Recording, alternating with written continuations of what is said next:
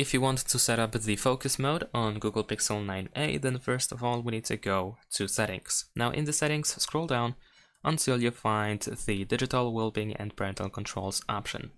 And then scroll down again in order to find the focus mode.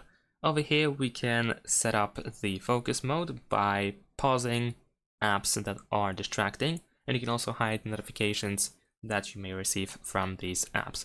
So now we can select apps that you can consider as distracting. So let's say I'm gonna select this app over here, as well as the Chrome browser. And of course we can also go over here to show the list of all apps over here. So if you cannot find at the top, then you can unfold the full list and we can find everything here. And now we can just manually turn on the focus mode. As you can see here, now these distracting apps are not working, they are paused, you cannot open them until the focus mode is ended. Besides that, we can just take a break for a couple of minutes, and after 5, 15 or 30 minutes the focus mode will be re-enabled. You can also create a schedule so that you can have an automatic focus mode that will be enabled and disabled automatically based on selected times here and also days of the week.